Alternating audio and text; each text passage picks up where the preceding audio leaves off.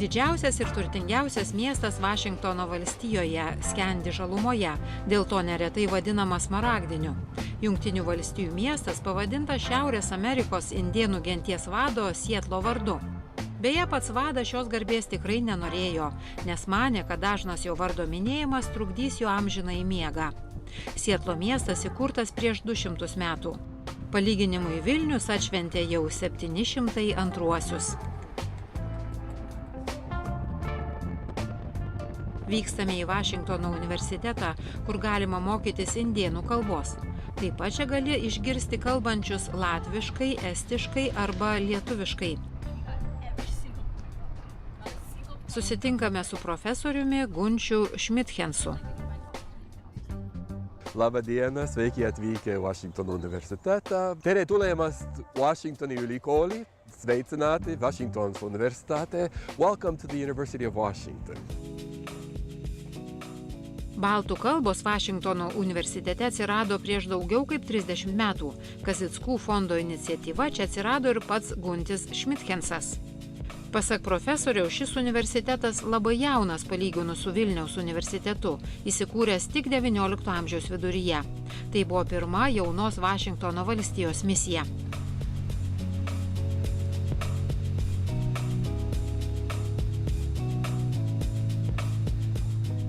O mes esame prie seniausio universiteto pastato, pavadinto vienu iš universiteto įkūrėjų Denio Heilio vardu. Vašingtono universiteto miestelis su žaluma. Čia auga beveik 600 medžių rūšių, suvežtų iš viso pasaulio. Yra istorinė Brokmano, šio parko įkūrėjo medžio alėja.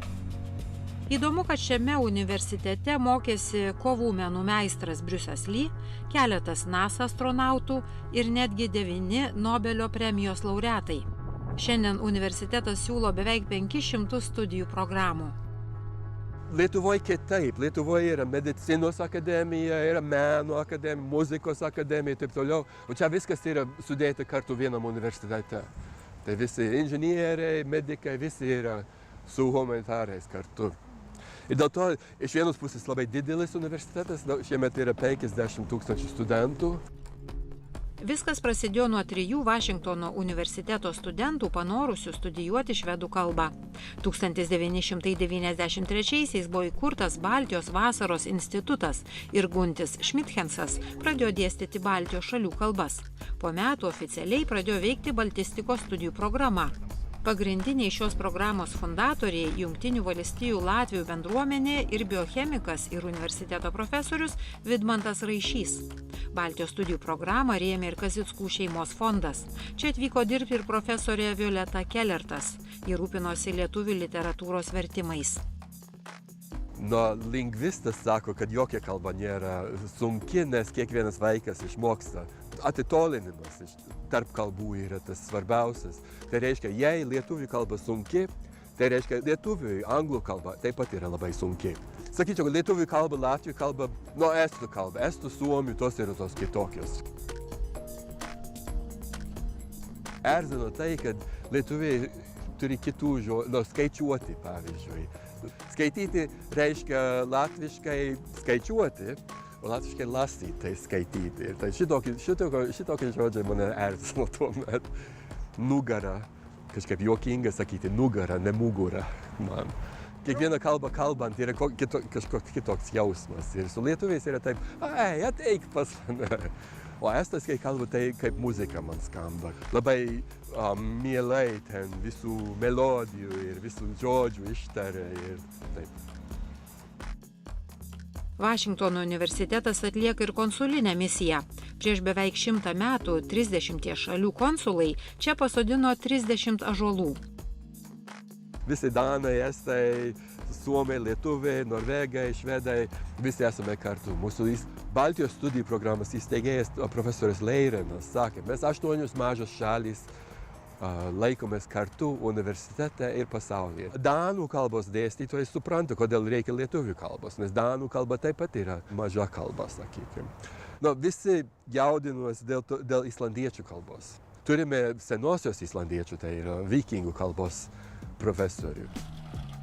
Įdomu, kas geriausiai atspindi lietuvių kalbą ir kultūrą Sietle. Pasak Gunčio, tai Eglė Žalčių karalienė, krepšinis bei rašytoja Žemaitė. Man atrodo, kad Žemaitė yra tokia rašytoja, kokios pasaulyje niekur nėra buvęs.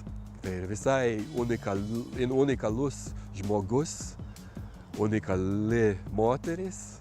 Tai nepaprastas dalykas, kad moteris yra moderniosios kalbos, raštų kalbos įsteigėja. Tai nuo Žemaitė. Einame 100-mečių Londono Platano alėją. Kiekvienas medis pasodintas studento ir dėstytojo žuvusio per Pirmąjį pasaulinį karą atminimui. Humility, courage ir resolve.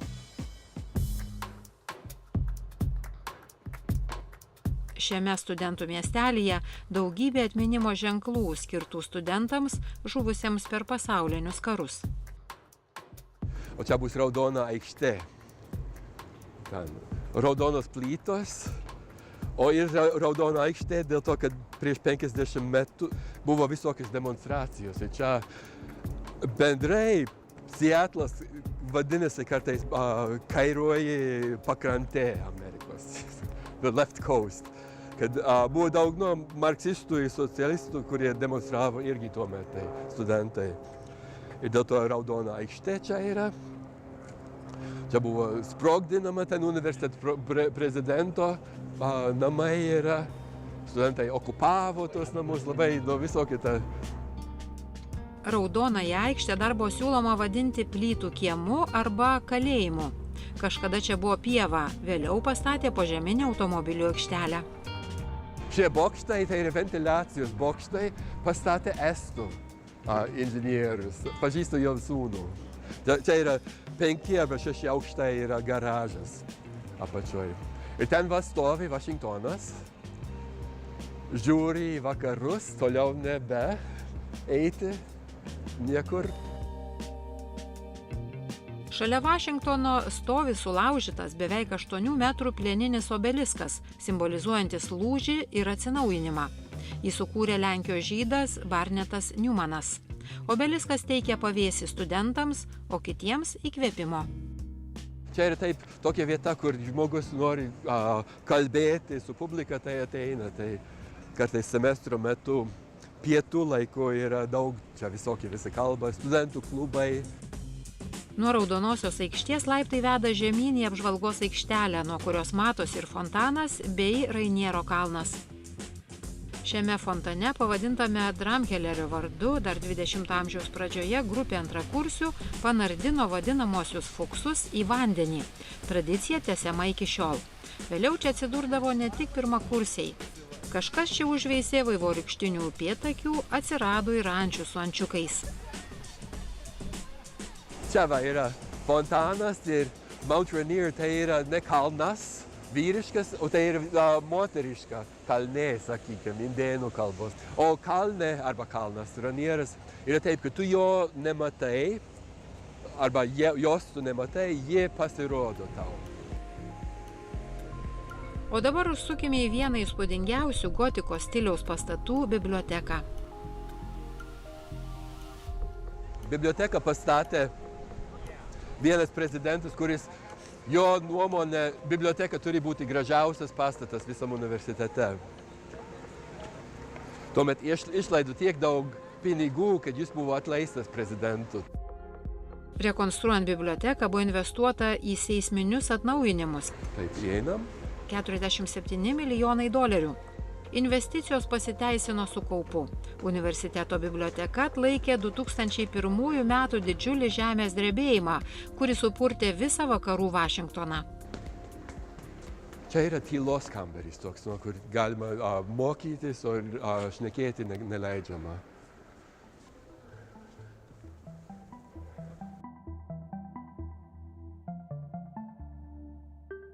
Tai vadinamoji Siuzalo skaitykla, pastatyta lygiai prieš 100 metų. Tai lyg Hario Poterio Hogvartso kambarys su įspūdingomis 11 metrų aukščio lubomis, dideliais langais ir unikaliais šviestuvais. Magiška bibliotekos atmosfera dažnai lyginama su Hario Poterio filmais. Biblioteka dar vadinama universiteto siela. Kasmet čia apsilanko beveik 3 milijonai lankytojų. O ar surasime šiame universitete lietuviškų knygų? Esame skandinavistikos katedros skaitykloje. Tai bendrai čia prasideda latvių knygos. Kai atvykau čia, nežinau kur čia yra, o buvo, sakykim, tiek knygų latviškų, gal sakykim šiek, ir tai buvo Vilis Lācis. Jie žinote, kas Vilis Lācis buvo Latvijos, tas komunistų rašytojas. O tada mūsų bibliotekininkas sužinojęs, čia visas latvių knygos yra, literatūra bendrai, čia tęsasi, čia estų. O jis, kai sužinojo, kad mes dėstome dabar kalbų, tai jis pradėjo komplektuoti knygų, kad būtų. Tai 90 kažkokie 4 metai. Žemaitės paslaptis. Tai aš žinosiu, kas tai. Tai yra Rusickaitės. Koks Žemaitės paslaptis? Kad labai įdomi kalba į kalbą ir rašė įdomių dalykų. Nežinau, šito romano nesuskaitęs. O patinka tam Žemaitė. Čia yra tokia taisyklė, kad jei išėmė knygą, tai nedėk atgal, nes kartais, jei klaidingai padėsi, tada nieks nesuras tos knygos daugiau, tai tik bibliotekininkai dar čia va. Gavelis yra mano nuomonė įdomiausias. Esame skaitę Gavelio trumpesnių dalykų, jo Vilniaus pokeris yra labai toks geras romanas, studentams irgi patinka. Sako, tai yra kaip angliškai filmas Matrix. Jis sako, ten yra viskas maišas ir sunku suprasti, kas ten yra, įdomu yra. Sabaliauskaitė dabar labai patinka. Mūsų lektoriai iš Lietuvos siūlo, kad reikia Petro karalienę skaityti, skaitau ir sakau, taip. Ne, tai knyga, tai yra, jūs gal suprantate, kad tai yra toks, nesakyčiau, šventas dalykas, vis tiek toks laikyti. Aš visuomet dar nuskaitau labai daug kompiuteryje knygų, o man kažkaip geriau patinka popieriaus, nes tai 3 dimensijos, kai skaitai, tai atsimeni, kur knygoje kas aš buvo. Keliaujame toliau. Ant vienos iš universiteto sienų užrašas indėnų kalba. Pasak profesoriaus Gunčio, tai vienintelis universitetas Jungtinėse valstijose, kur galima išmokti indėnų kalbos. Kasmet jos mokosi apie 20-30 studentų. Jie mokosi caksėti liežuviu. Tas raidės, tas klausimo, yra tas ir šitas tai. Ir yra parašyta, varnas atneša šviesą į šitą pasakų namą.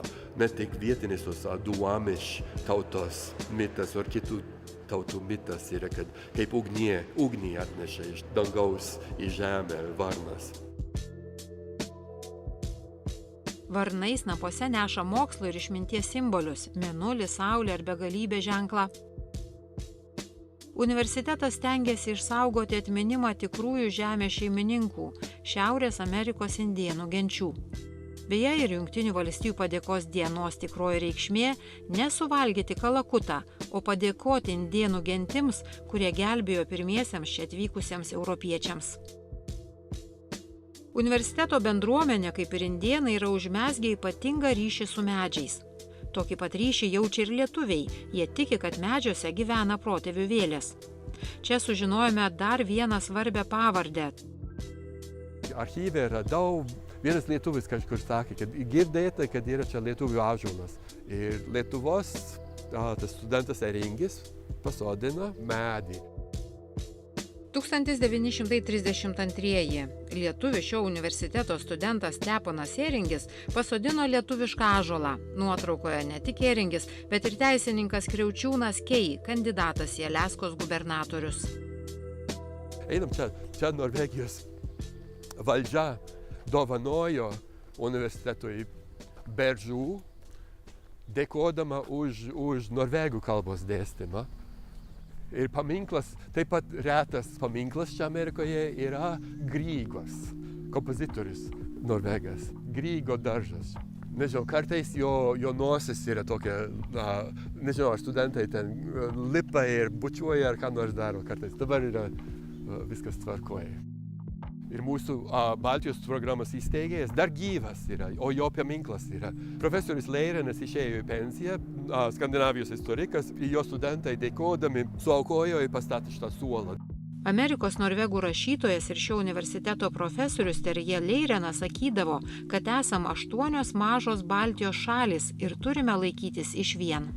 Cituota yra čia, kad už daug kalnų yra tokia žemė ir ten daug visokių pasakų yra ir nieks negali įsivaizduoti, kiek ten yra turto. O dabar keliaujame į skandinavistikos katedrą, tiesiai į profesoriaus Gunčio kabinetą. Jis nori mums atskleisti paslaptį apie Baltijos šalių folkloristų judėjimą ir dainuojančią revoliuciją.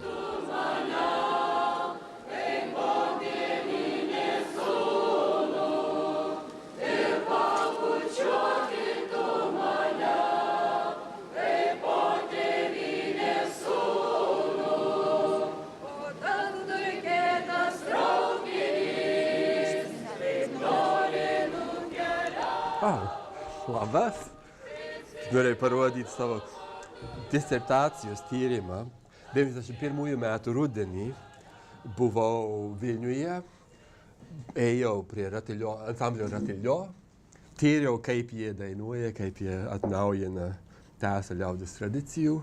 Čia Zita Kelmickaitė, mano bičiulė. Vieną kartą jūs sukatės su savo pora, o kitą kartą merginos su svetima ir viskas.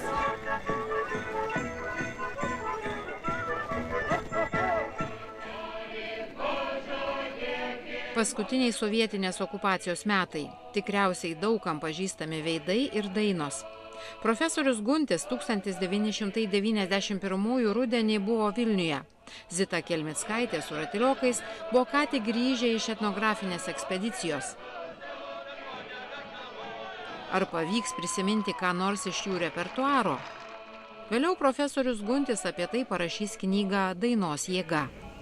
Tai buvo kur mūsų tėveliai geri, žinote šitą?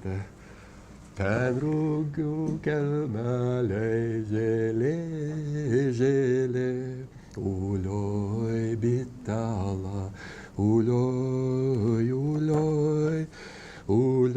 pilkoji, ulioj. Disertaciją parašiau apie folkloro judėjimą. Tai buvo kaip laisvės judėjimas.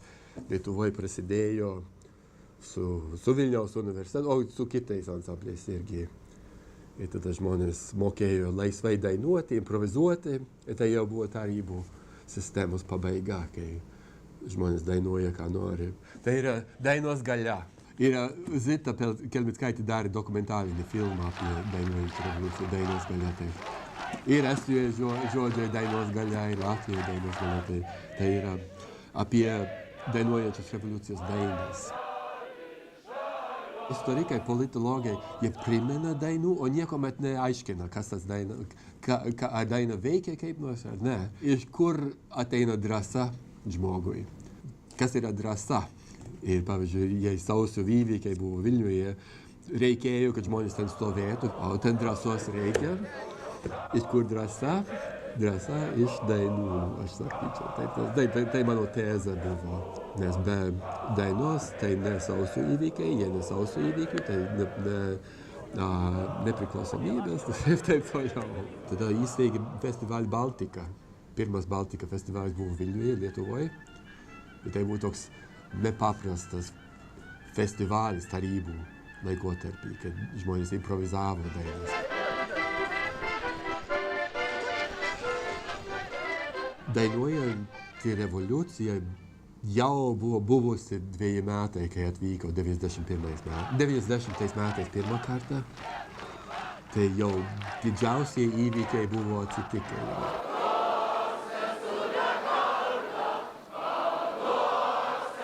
90 vasarą ir amerikiečiai neleidžiama buvo į Lietuvą eiti. Tai aš iš Rygos per Daugpilį, vienas bičiulis mane nuvedė per Daugpilį, traukiniu į Vilnių, tai porą dienų tik. Aš dabar atgal žiūrint, aš žinau, kad nereikėjo bijotis. O tuomet kažkaip jautėsi, kad galima mane paimti ir išmesti iš šalies. Tai žinot, aš nenorėjau. Folkloro žmonės tuomet buvo tokie pat kaip dabar. Laisvi žmonės, šitą aš sakyčiau. Pavyzdžiui, tik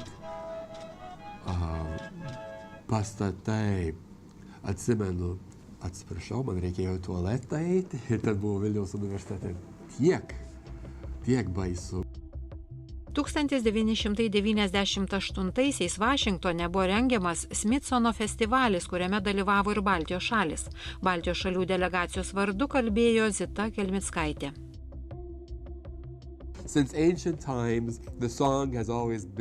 Lietuviams nuo pat senovės daina buvo labai svarbi. Daina jiems tai kantrybė, stiprybė ir išlikimo pagrindas. Tai Zitos žodžiai. Labai gerai. Lietuviai dainuodavo ir džiaugsme, ir liūdesy. Zitos vienas, kai toliau sakė, kad bendrai žmonės stovi prie televizijos. Nieks netiki, kad tankai važiuoja į mus. Žinote, kas tad buvo tas likimo toks.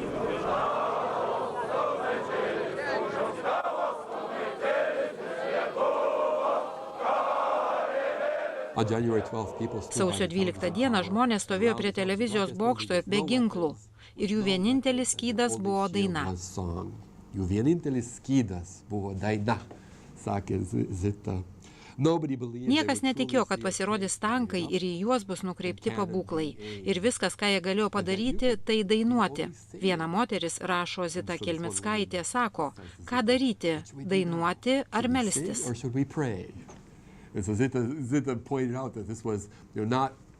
Zita rašo, kad žmonės negalvojo, ką nors mesti į kareivius, su jais kovoti ar tiesiog pabėgti. Tai svarbi akimirka pasaulio istorijoje. Mane sugraudina vien pagalvojus apie tai ir prisiminimai ir šie įvykiai tąkart lietuviai parodė pasauliui, kas yra laisvė.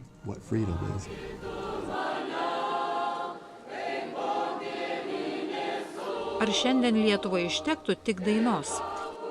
Ne, tai jau. Ir žmonės tuomet jau sakė, kad kitą kartą nebus taip pat. Tai bus toks stebuklas, sakykim. Yra tokių stebuklų. Ir Indijoje buvo tas stebuklas, kai Indija gavo savo nepriklausomybę. Ir Amerikoje civil rights, kai iškart keitėsi žmonės ir baigėsi kažkas toks baisus.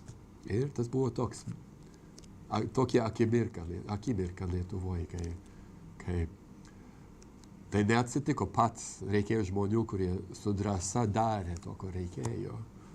O aš iki šiol netikiu, kad tai galima buvo. O dabar yra kitaip. Guntis Šmithensas gimė Čikagoje, Latvių išeivių šeimoje. Jo seneliai iš Rygos atvyko į Viskonsiną.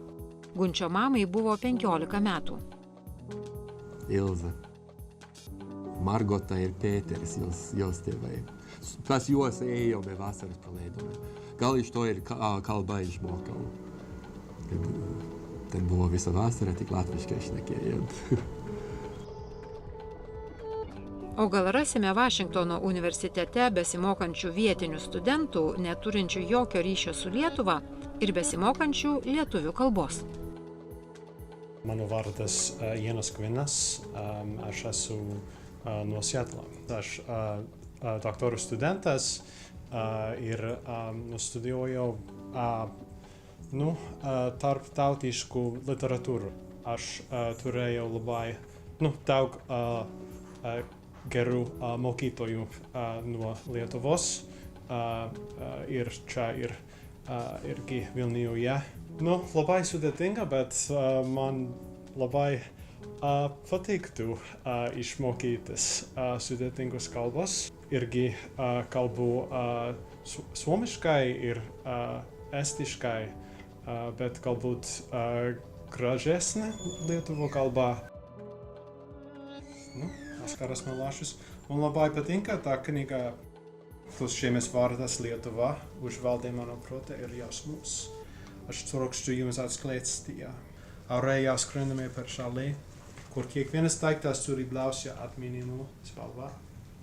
Apgaubja mūs vandens leliju kvapas, plekstančių mišku garai. Tā ir Lietuva.